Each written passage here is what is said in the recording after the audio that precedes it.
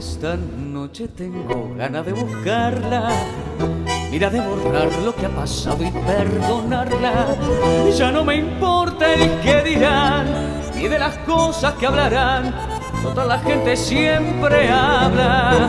Ay, yo no pienso más que en ella toda hora. Y es terrible esta pasión devoradora. Y ella casi sin saber, sin siquiera sospechar, mi deseo de volver. Que me has dado vida mía, que ando triste noche y día. Mira, rondando siempre tu esquina, mirando siempre tu casa, y esta pasión que lastima, y este dolor que no pasa. ¿Hasta cuándo iré sufriendo el tormento de este amor?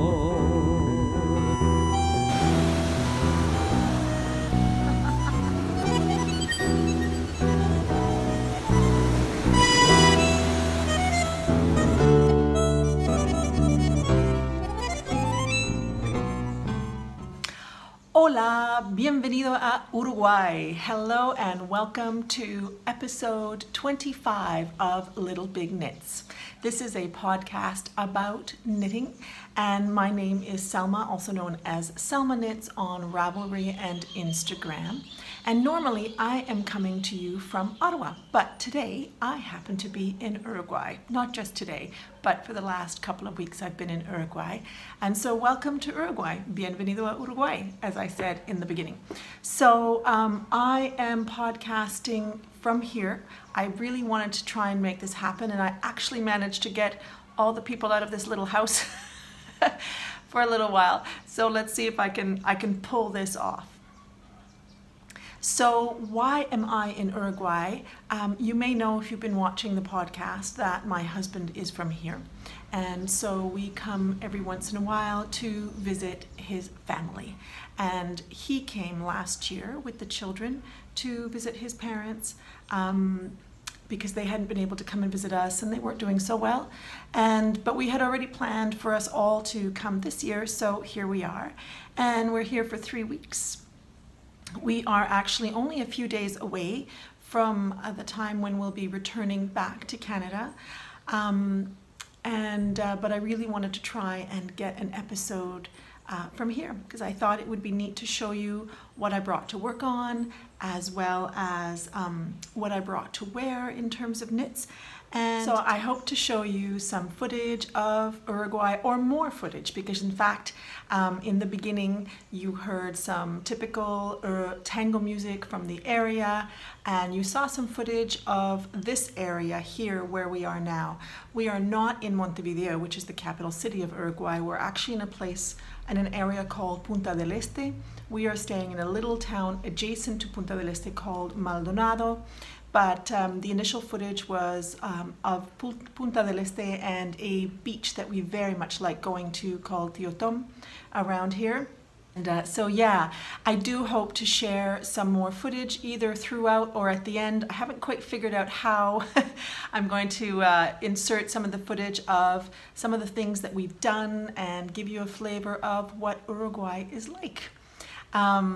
It is summer here because we are in the southern hemisphere. It's actually the end of summer. Their March is kind of like a northern person's September. Today is actually a very rainy day, but since we've been here, it's been mostly sunny. The weather has been mostly in the 20s. It's been quite windy, so we haven't had as much beach time as possible. They've been mostly yellow and red flags at the beach, but we have managed some lovely time outside. And yeah, so anyway, I'll tell you more about that. A couple more little things before we get into the knitting. I just wanted to remind you that Kate of Hawthorn cottage.craft and I happen to have a knit along going right now called the Garments Galore Cal, and you can join in at any time during this year.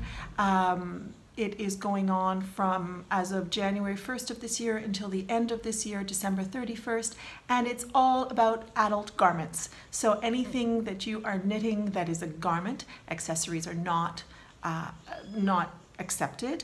And we both have chatter threads, so you can go over to Kate's podcast group if you want. It's called Hawthorn Cottage Craft, and mine is called Little Big Knits. There are chatter threads in both of our groups. There are finished object threads as well, and then we each have separate threads for her. She's got one for yoked sweaters or cardigans or yoked garments, and I've got one for men's garments. So you can put your projects, your finished projects, in any of those finished object threads and be eligible for a prize. You can also share stuff in the chatter threads, just what you're doing. You can ask for advice, anything you want, or share your woes if you're struggling with something. So anyway, so far we've got lots of beautiful projects in there. People are actively working on garments for the year, and it's great. Thank you so much to everybody who's participated so far. And as I said, you can join in at any time. And if you've never knit a garment, but you've been itching to do it, go for it and join in. So that's it for the Administrati in the beginning of the podcast. So I'll just tell you what I'm wearing today. This is actually one of the garments that I brought with me. This is the Sunshine Coast that I made last summer out of some linen. I can't remember which linen I made it out of. I'll put it in the down bar. But I made it out of this beautiful linen in this sort of lovely sort of aqua color. And it's a layering piece because, as you can see, it's quite transparent. So I usually wear it with a camisole underneath. And it's just been a really, really nice top to bring with me. And I'm so happy with this. I think I'd like to make a second one, to be honest. It's kind of one of those pieces that you can just wear really quite easily, and it covers, but it's not too warm. It breathes nicely, so if it's hot, it's okay. It's got 3/4 length sleeves, which you can also, I was actually thinking of rolling them a little bit. I'm not sure if I would do the next one with longer sleeves or with 3/4 length sleeves, but anyway, that's what I brought with me, a sweater that I really, really like a lot. And before I show you some of the other knits that I've brought with me, I thought I'll show you what I have been working on and what I brought with me on the trip. Before I do that, though, I'm going to tell you that I am actually drinking something called mate. This is a very typical Uruguayan thing, actually not only Uruguayan, Argentina, Paraguay, Brazil, all the countries around the south. I don't know if they do it in Chile, I don't think they do, but they put this herb in here, and you put hot water in there, but you have to open the thermos. And you drink out of this sort of metal straw. And this is a very typical thing from the this part of South America. So, what did I bring with me on the trip? Well, the first thing that I was working on, and I just really, really enjoyed working on, which I brought in this bag that you guys have seen already a few times because I made it and I just love using it, is something that I cast on after my last episode. You will remember perhaps that I bought some green yarn from Ancient Arts, and this yarn that I brought, which I didn't actually tell you a whole lot about, it's by Ancient Arts, and it's their Revival Base. And the Revival Base is a 49% wool, 34% mohair, 11 nylon, 4 acrylic, and 2 silk. It's a base that's actually made in South Africa, but then it's hand-dyed in Canada by Ancient Arts. And I was having one of those moments again where I just couldn't decide what to make, and I was talking to a friend and I said, I don't know if I want to do this, or this, and she said, well, which one is calling you the most? I said, it's the green yarn. I really, really want a green sweater. So I decided to cast on the YUME by Isabelle KRAEMER. And that's a sweater that can come in a long sleeve or a short sleeve version, so people have made it in more summer type fibers. And so it's all wrinkly from being in the bag, but I brought this to Uruguay and I finished the body. So it's a sweater that has this lace detail here. It's knit in a fingering weight yarn, and this is a fingering weight yarn, and I made it on 3.5mm needles, and I finished it, and it fits really lovely. Now, why have I not knit on the sleeves? I haven't knit on the sleeves because I didn't bring more yarn. I brought 2 skeins. So this actually took 2 skeins to make a nice length body, and there's a little bit left. So I could start one of the sleeves, but I think I'm going to wait because I've moved on to other projects. So I'll wait till I get back to Canada, and then we leave here on Saturday the 16th, and we'll be arriving on the 17th, so, which is next week. And so next week at some point I will do the sleeves, which will take a few days, and that'll be that. It's been a lovely yoke construction, simple. There's a little bit of short row shaping on the back. There's no ribbing here. It's supposed to lie flat, and I think it will mostly, actually, because I tried it on, but there will be a tiny bit of a roll here, which I'm actually okay with because it kind of creates a nice little edge for the sweater. But it's a typical yoke construction. As I said, it's by Isabelle KRAEMER, and Isabelle's designs are always really well explained, and the increases that happen in the yoke are incorporated into the lace, and it's just really, really nice. There was no waist shaping in the sweater, and I didn't do any. I just went right down, and I changed to a smaller needle, I think a 2.75, to do the ribbing. One thing I did notice though, and whoop, the sun is coming out, so it's going to change the lighting in here. One thing I noticed was that my gauge changed a little bit when I started knitting this sweater. And so the sweater came out with less ease than I had anticipated.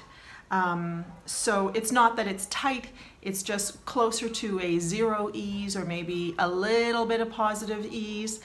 So there's a little bit of extra space, but I had expected a little bit more, but that's okay. I am sure that blocking it will also make a difference. But anyway, that's one thing that I worked on, and I really enjoyed it. I started it already, I think I started it in Canada, and then I split the sleeves somewhere along the way, and I just had some yarn in my notions pouch, and I just put yarn for the holders there. And I knit until I finished the body, and then I thought, all right, it's time to move on to something else. So the next thing after that I decided to work on was actually a reknit. So it's kind of a finished object at this point, but I decided to talk about it as more of a work in progress, because I still have to sew in the ends and I still have to put the buttons on. You may recall, if you've been with me for the last few episodes, I think it was 2 episodes ago, I talked about cardigans and some of the issues that I have had with cardigans. One of the cardigans that I showed you was a red cardigan that I was wearing, I think, at the beginning of the episode. It's the Garter Yoke cardigan by Melissa LaBarre, and I had knitted in some yarn I had got at Rhinebeck my first time there by Foster's Sheep. I knitted about 3 years ago, and I hadn't worn it. And I believe I told you in the episode that I just didn't really, I don't know, something about the cardigan, I would put it on, and although it fit really nicely up here, I had put waist shaping in, and the waist shaping, although it was done fine, I just realized it just made the cardigan a little bit difficult for me to wear, because that's actually where I tend to hold a bit of my weight, is in my waist. And so putting in waist shaping just kind of accentuates the extra flesh that I have in my center portion of my body. So I brought it with me and decided to pull back the torso and reknit the torso straight down, as well as shorten it a little bit, because I found the cardigan to be not long, but it was just slightly longer than I think cardigans are worn today. I feel like they're worn a little bit cropped or really long. So anyway, I decided I wanted it to be a little bit shorter and without the waist shaping. Now, I finished the knitting, and here's a picture of it before I soaked it, because I did, when I pulled out the yarn, of course, I reknit with it, and it's very kinky looking, as you can see, from basically where the sleeves join the body downwards. It's just very kinky looking. So I finished the knitting, yesterday or the day before yesterday, and then yesterday soaked it. Now, because it's been so wet here today and yesterday as well, the cardigan hasn't dried. But I brought it off the drying rack for you just to show you, but it's a little bit heavy, so it's because it's wet. And then I'll put it back to dry. But I took out the shaping, and after wetting it, it has completely flattened out beautifully. So it's now all kind of the same. And I just took out the shaping and made it a bit shorter. And I'll have to wear it for you the next time I podcast or try it on. I'll show you what it looks like. I'm really happy with it. I think now I'm going to put buttons on it, and this is going to be a cardigan that I'm going to enjoy a lot. And this is a really nice yoke construction. It's just very simple garter yoke happening, and then a little bit of some raglan sleeve increases. The door is open, and I keep thinking that people are going to be coming in. Anyway, there were gardeners working out there, so I was a little bit distracted by them. Anyway, it's a very nice construction, and I could actually see myself making another one of these. When I initially made this, I used the same size needle for the yoke, the garter yoke, as well as the rest of the body, and I think next time I would use a slightly smaller needle for that. I ended up using a slightly smaller needle for the wrist garter section, and it looks really nice and neat, and it's sort of the same kind of tension, whereas the garter yoke is a little bit big compared to the rest of the cardigan. So next time, if I make it again, I think that I will be using a smaller needle for this portion. So I used a 4.5, and I think I would use a 4mm for the garter yoke. So this is kind of wonderful. I'm sort of I re-knit this, and now I have a new cardigan in my life, which is great, and I'm glad, because I wouldn't want that to sit around and not be worn, so I'm really happy.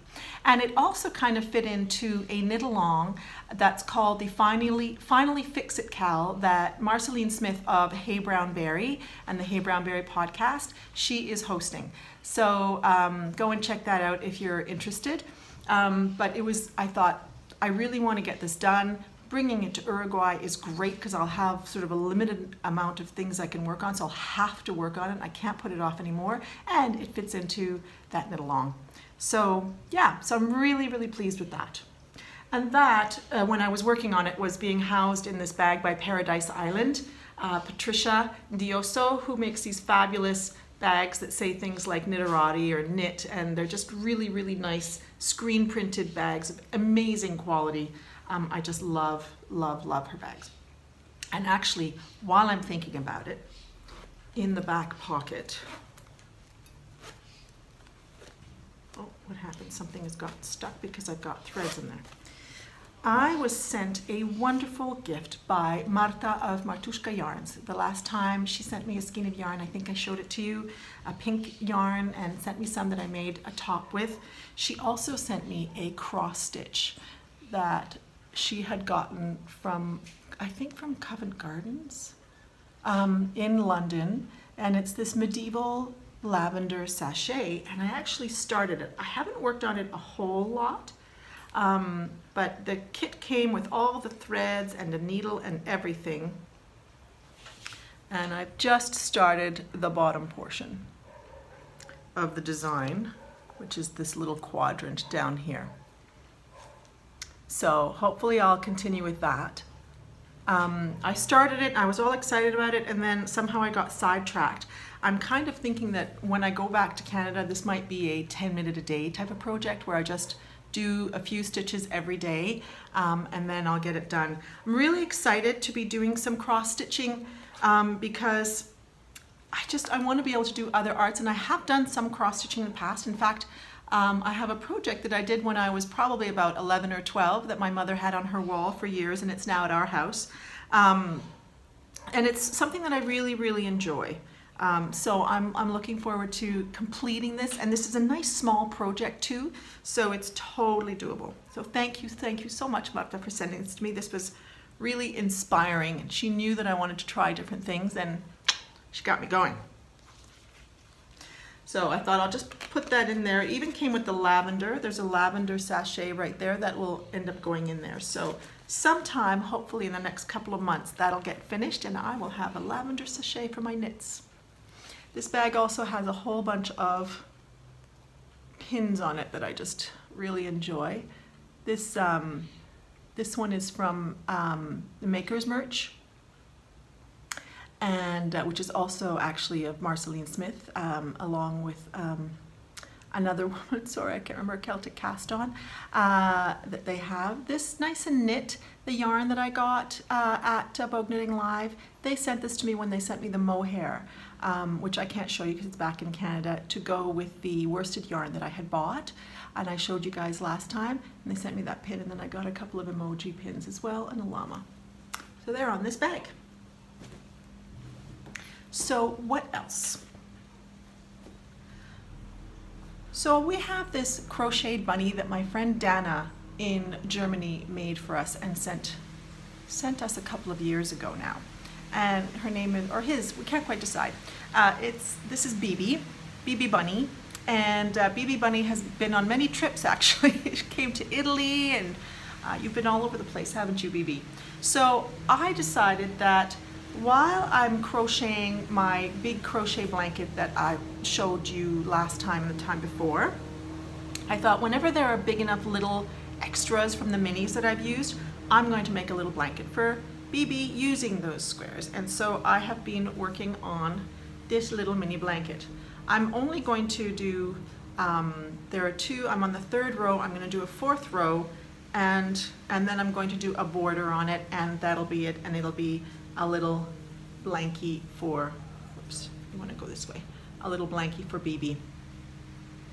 So I'm using the same principle as I am with my other blanket. Instead of 5-row crochet squares, I'm doing 3 rows and then only 1 row of cream on the outside rather than 2, as I was doing on the bigger blanket. And I'll probably do a scalloped edge like I did on the blanket that I had made for Isla and finished last fall. And so that's something else that I have been working on while I have been here. And little by little, and it's also being housed in a bag that I made, I don't know, I made this probably 3-4 years ago, something like that. So the gardeners are out in full force. I'll be back in a second. Of course, they decided to mow the lawn and do all kinds of things while I'm podcasting. So last thing that I brought with me to Uruguay, which is in this Jenna Rose bag, and is only now starting to get love because I worked on the YUME first, then I worked on the garter yoke and a little bit of the blanket, is the Match and Move. So you've seen this one a couple of times already, and so I won't, but I'm really, really enjoying this. This is now, I have to say, I've gotten used to, I was a little nervous about the shibui with this. For some reason, thinking that the shibui was too thin, but I think I'm really going to enjoy this. I'm almost finished the next shibui section.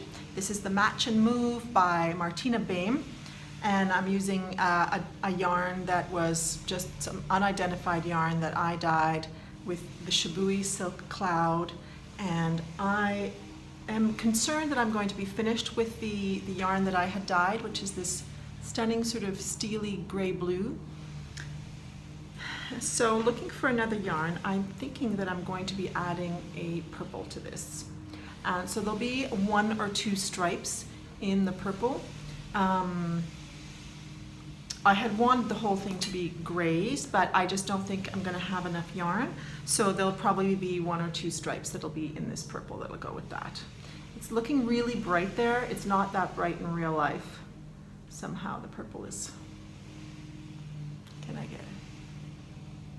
Yeah, that's a little bit too bright for what it really is in real life. It's a little bit more dull in real life, in a good way. So that's another thing. I just yesterday finally picked this up, and so this will be getting attention over the next few days, as well as the trip home. So I should be well into the next stripe with this, if not a purple. I haven't quite decided how to add the purple in, whether I just want to have 2 stripes in different parts of the shawl, or if I want to have, you know, like the end of it all be purple. I haven't quite decided yet. So I'll have to see what ends up happening.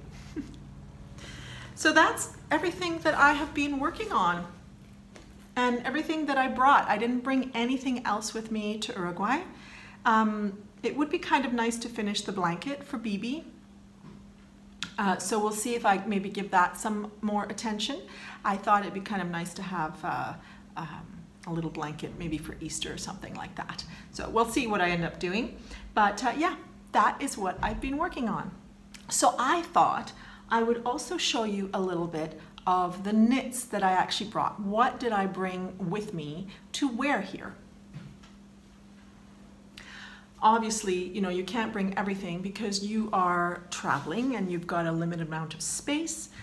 We brought a lot of things for the family, which gave some space, but I did go to Malabrigo, and I'll be sharing a little bit about that as well.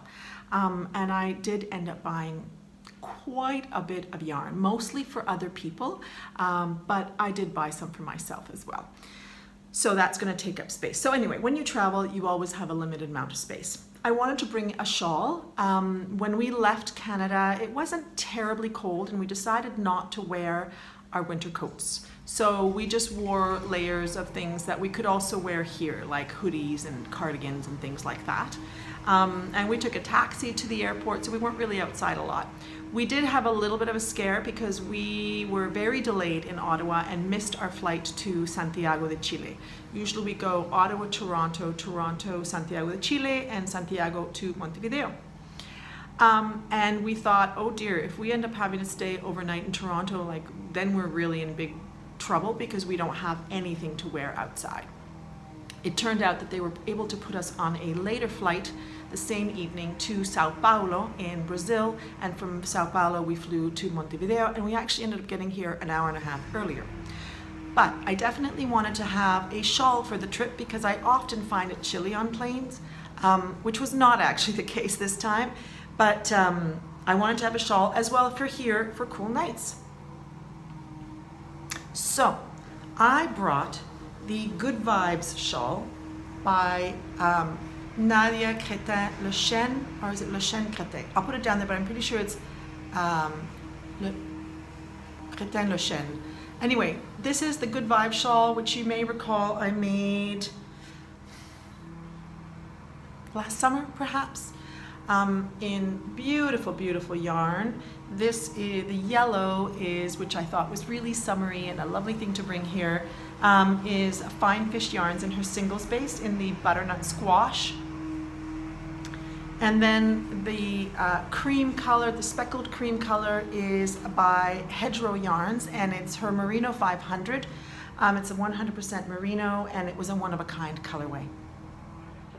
Okay, I think the gardeners have finished mowing the lawn. I'm sorry about that. I hope it wasn't too distracting. It certainly was distracting for me.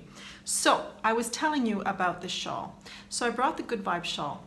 We went to a beautiful ranch, which I'll be telling you a little bit about later, and it was really out in the middle of nowhere. Like literally there were no cars in 4 days that we were there. It's really out in the middle of nowhere. There are birds and animals of all kinds just roaming around, farm animals as well as just nature. It was just amazing. There were a lot of moths there too, and frogs, all kinds of little animals. And you know, it was a really nicely built ranch, but doors were open here and there, windows were open here and there, and I happened to leave this shawl in the dining room. I think it ended up being there for 2 days or something like that. And then I put it on, and then suddenly I found big holes in it. So in the day or two that it was in the dining room, I realized afterwards, because I realized they were just moths flying everywhere, and different kinds of moths, like really fancily you know, decorated moths. They just had amazing patterns on them and whatever. And they made a rather substantial pole, which you will have seen in the little video that I just posted. And my mother-in-law, who is amazing at fixing, took it on. One of the holes, she said, was quite a challenge, and she had to work on it for a couple of days. But there were actually, we thought 2 holes, but it turned out that there were 3 holes. One of them, I don't know if you can see, can you see anything? She did such an amazing job. Was right here, and she fixed that. I happened to have a mini with me that was a cream color with flecks in it, and I was like, look, this will be good enough. The other one that she fixed, I think, was right here. And then there was the doozy. And even though the doozy is noticeable once you see it, it is actually quite difficult to find. So let me just take a moment and find it.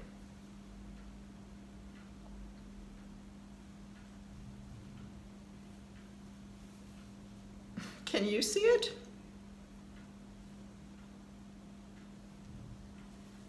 There it is. So right here, you will notice, so the hole was that big. And she had to first pick up all the broken threads around and kind of create a circle. And then from there, she tried to reconstruct the lace. I gotta say, I think she did an amazing job. So, you know, it's well done, and I feel perfectly happy wearing the shawl again.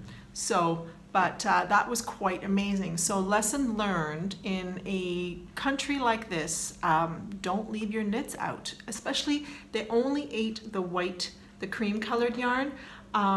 It's a very soft, tender, loosely plied yarn, and I think they found that to be quite delicious. I also brought the top that I showed you guys last time, the little, the perfect crop top that I made using the Martushka yarns that Marta had sent me. And I haven't worn this a whole lot. I have worn it once or twice because either it's been too hot, or I don't know, I just haven't worn it as much. But I think today would be a perfect day to wear it, where it's not too hot and heavy. There's a tiny bit of coolness, and then it would be a lovely thing to wear.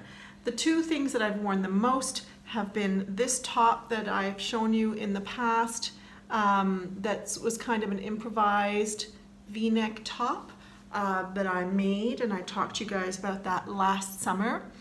And the Flex by HEIDI KIRPMAER that I made last summer as well. Did I make it last summer? No, I think I made it 2 summers ago.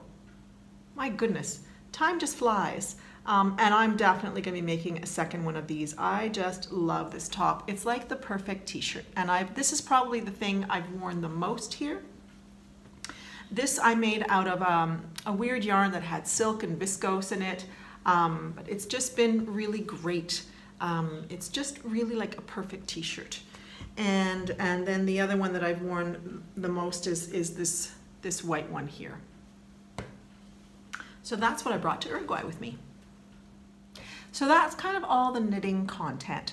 What I'll do now is tell you a little bit about my trip to Malabrigo and show you what I got there. And then if you're interested, you can stay on and I'll tell you a little bit more about Uruguay and what we've done here, and share some footage. I've taken so much footage. It's been quite a challenge for me to figure out what do I want to share. So I'm gonna see, hopefully it's not too discombobulated, but you'll be getting lots of images of Uruguay. And also I feel like this episode has been kind of discombobulated, so my apologies for that. There's been distractions, and I think being in a new context, and anyway, whatever, let's move on. So, Malabrigo.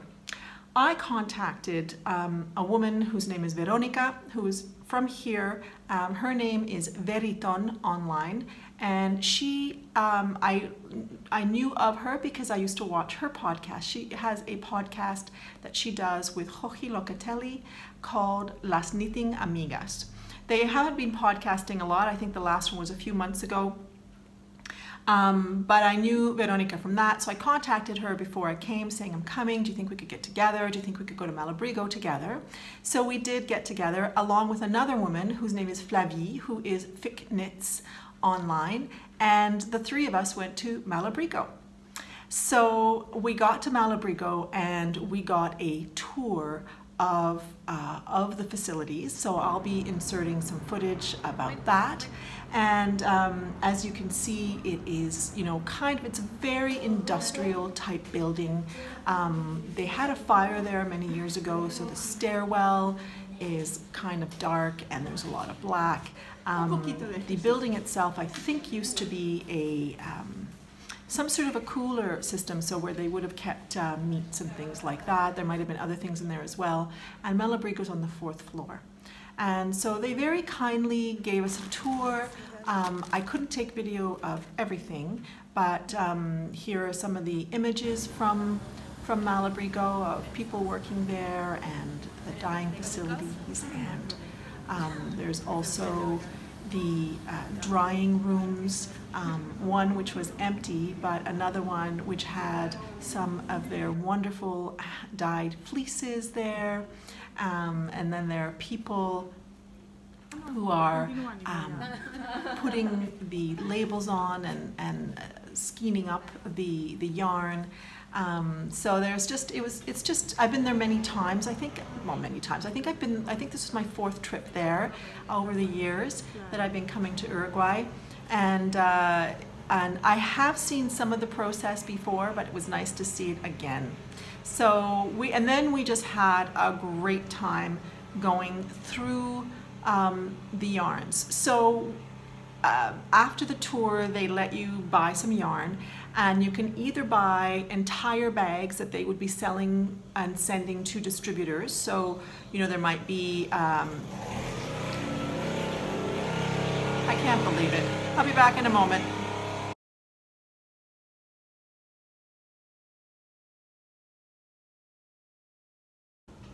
All right, let me try this again.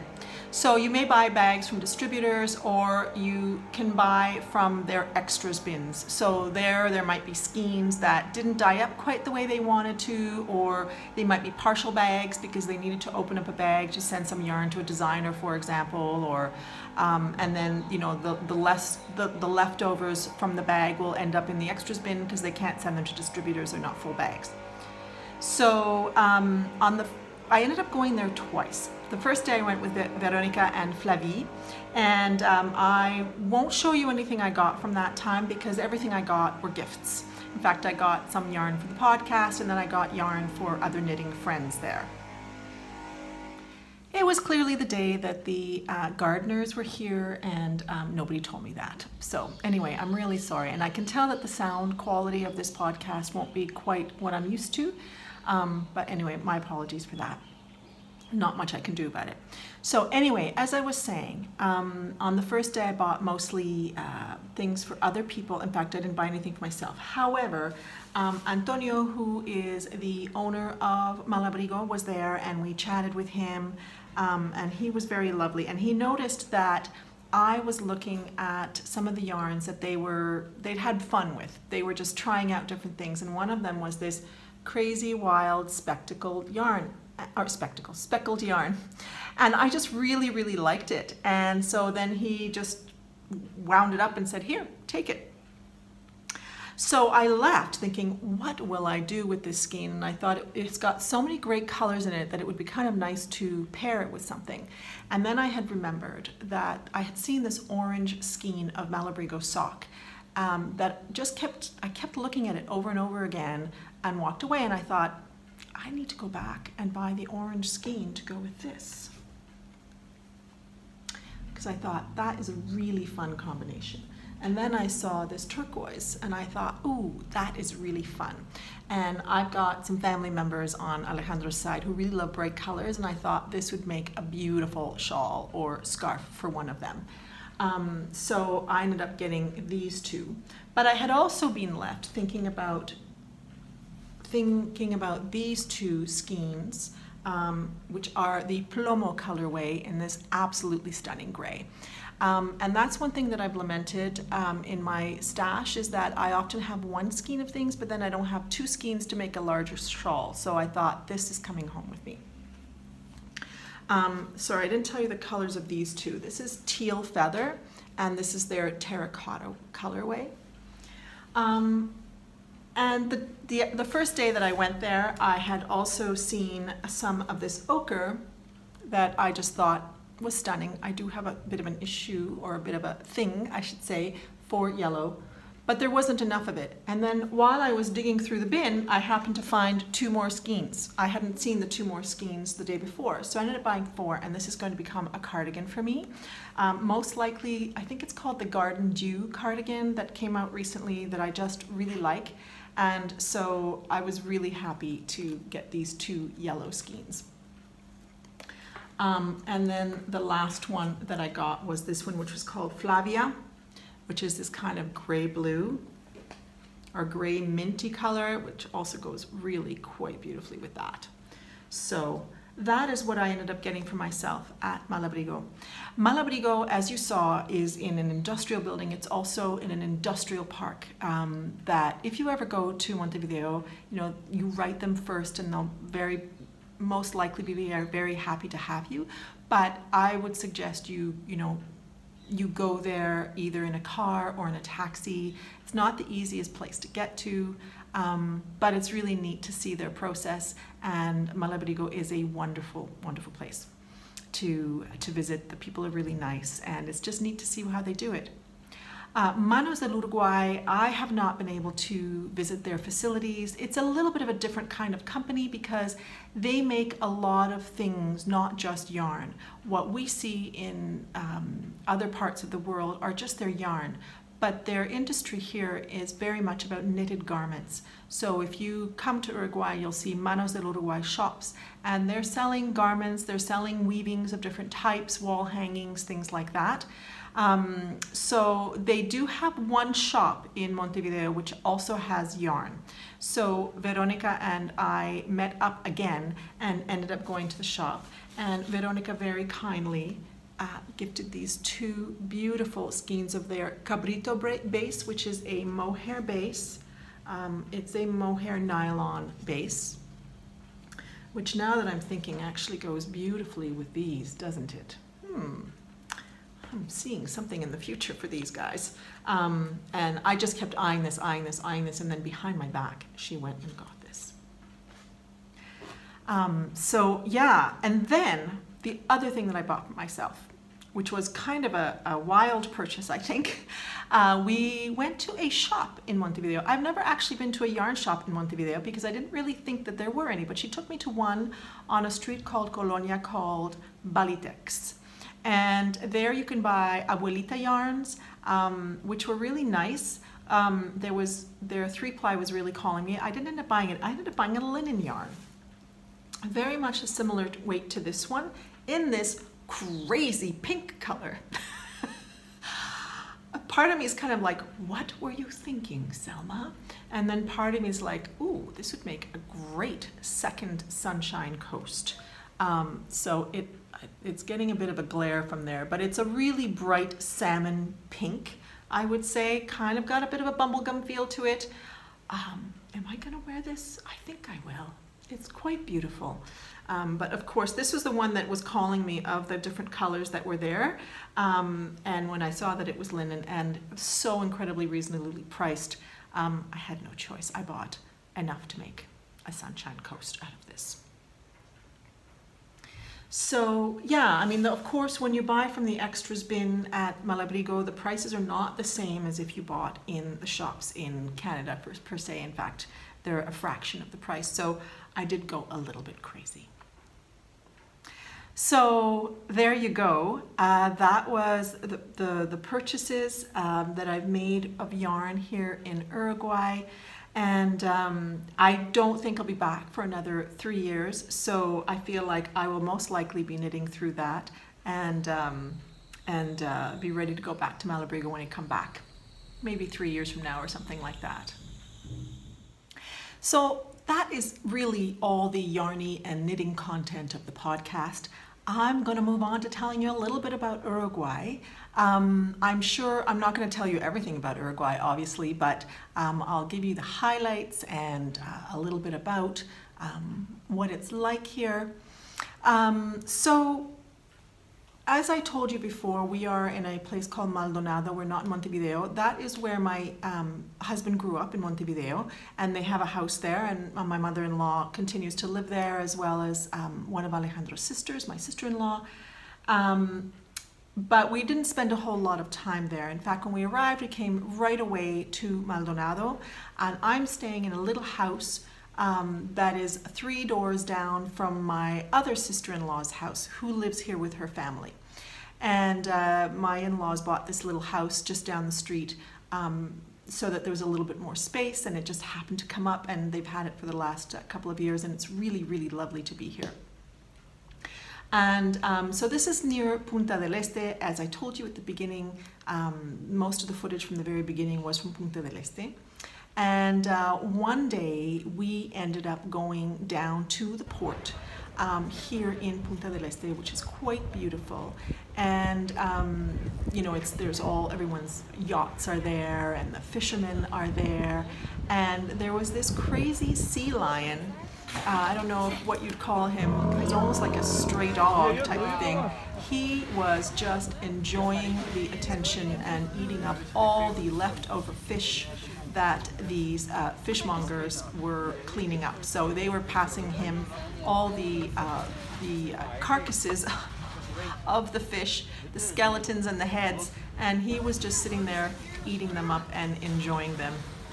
And that was quite a sight to see, and even my son Yaro went and fed him some fish as well. So anyway, that was really delightful. But from there we took a boat and went off the coast. It was just a little 45-minute boat ride to an island called Isla de Lobos.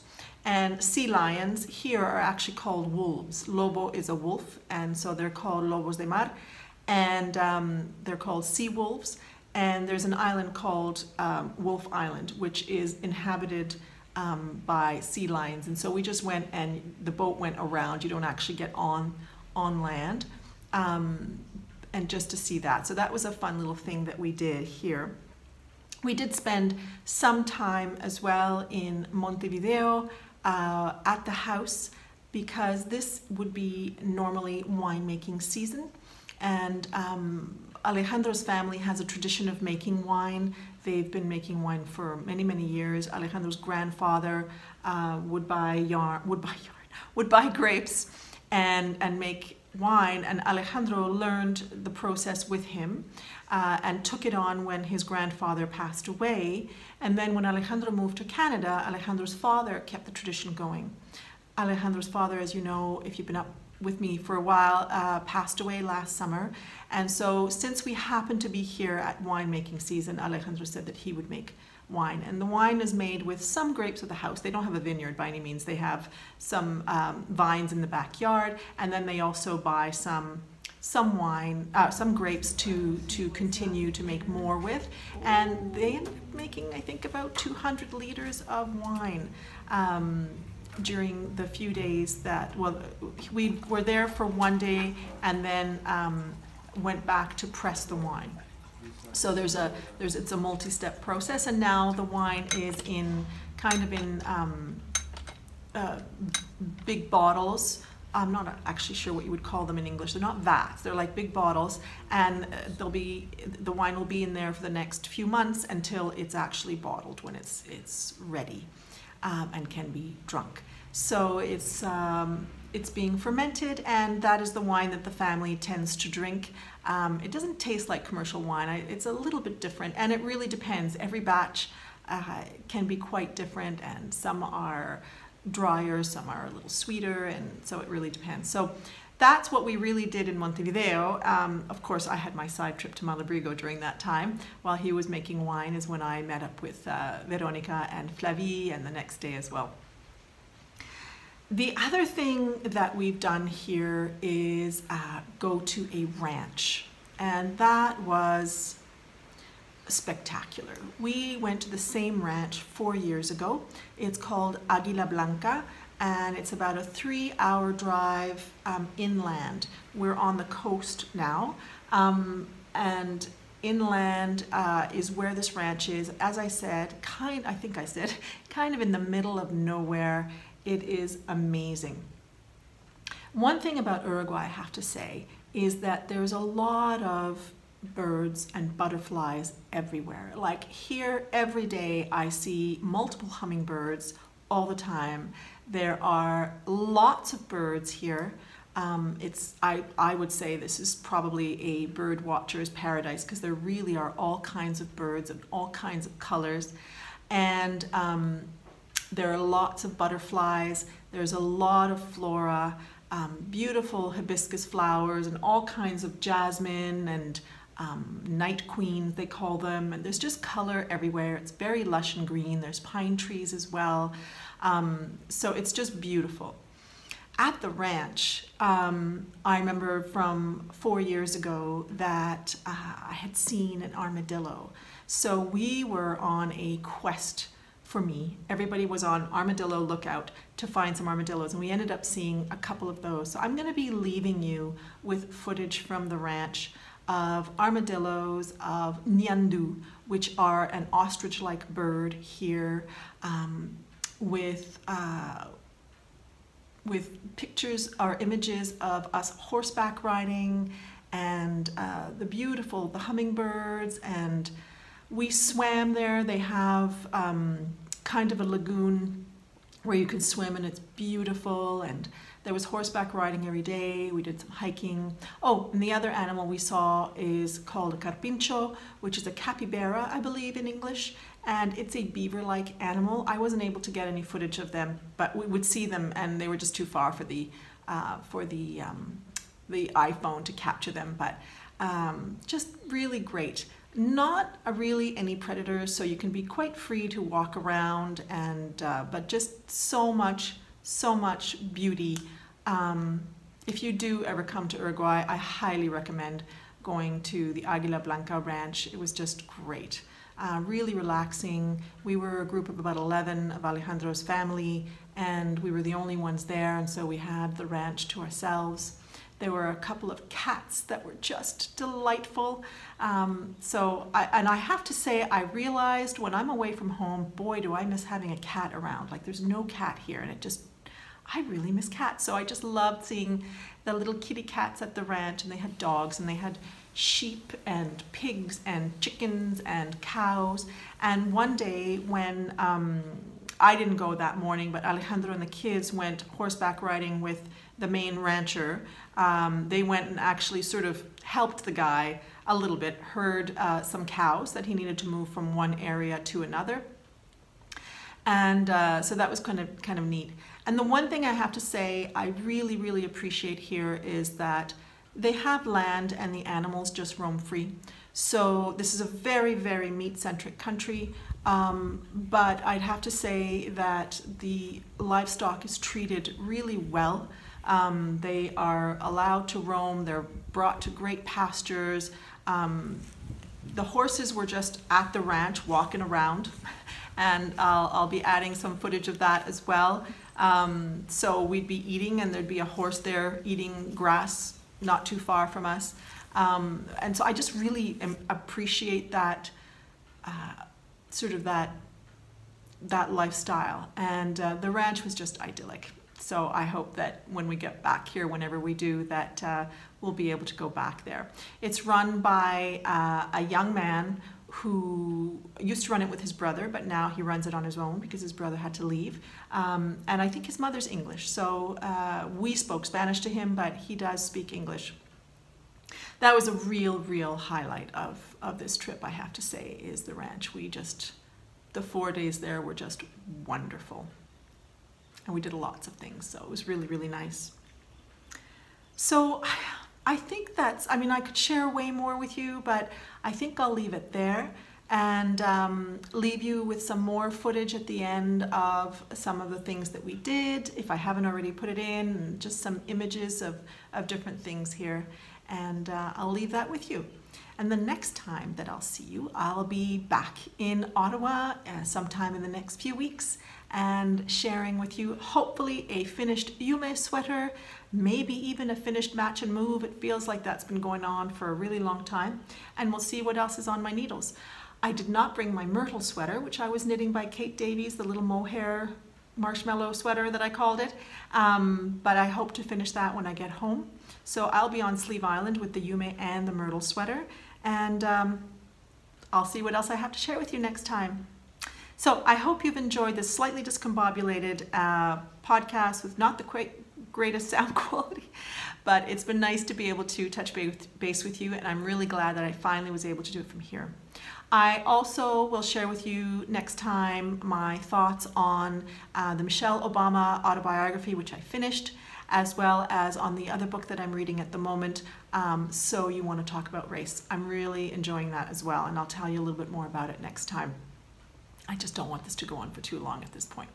But I hope this podcast has found you well, and I hope you'll have some good crafting time over the next few weeks. Take care, my friends. Until next time, bye-bye.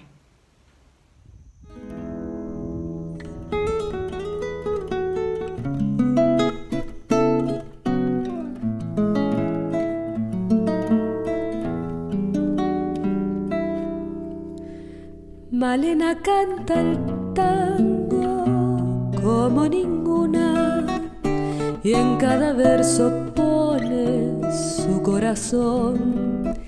A Yuyu del suburbio su voz perfuma. Malena tiene pena de bandoneón. Tal vez allá en la infancia su voz de alondra tomó ese tono oscuro de callejón. ¿O acaso aquel romance que solo nombra cuando se pone triste con el alcohol? Malena canta el tango con voz de sombra. Malena tiene pena de bandoneón. Tu canción tiene el frío del último encuentro. Tu canción se hace amarga en la sal del recuerdo. Yo no sé si tu voz es la flor de una pena. Solo sé que al rumor de tus tangos, Malena, te siento más buena que yo. Tus ojos son oscuros como el olvido, tus labios apretados como el rencor, tus manos dos palomas que sienten frío, tus venas tienen sangre de bandoneón, tus tangos son criaturas abandonadas que cruzan sobre el barro del callejón. Cuando todas las puertas están cerradas y ladran los fantasmas de la canción, Malena canta el tango con voz quebrada. Malena tiene pena de bandoneón.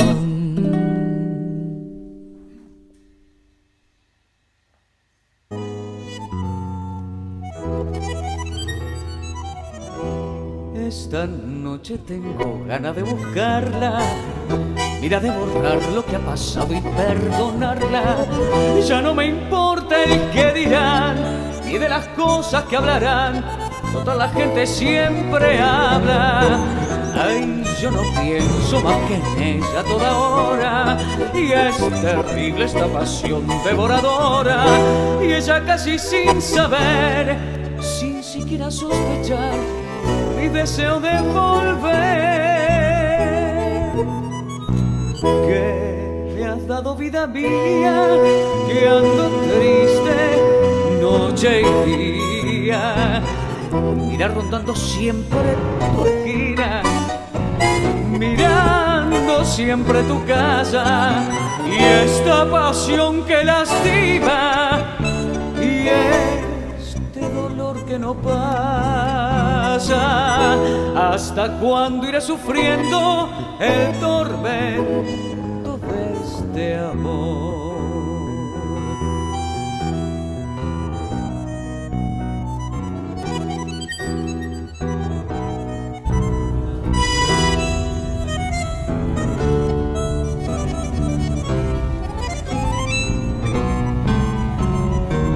Compañeros, hoy es noche de verbena, sin embargo ya no puedo con mi pena, y al saber que ya no está, hago solo sin amor y pregunto sin cesar